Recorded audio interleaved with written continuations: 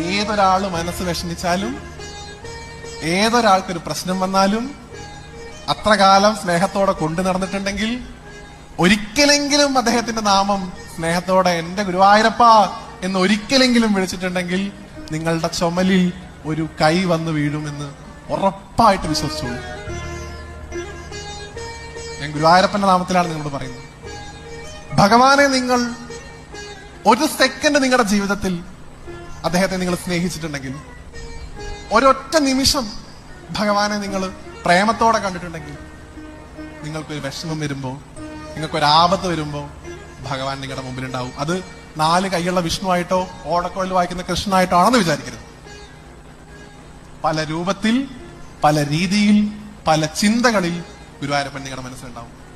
നേരത്തെ പറഞ്ഞല്ലോ, ഭഗവാൻ ധർമ്മച്യുതി വരുന്ന സമയത്ത് അവതാരങ്ങൾ എടുത്തുകൊണ്ടേയിരിക്കും. എവിടെയാ അവതാരങ്ങൾ എടുക്കണേ?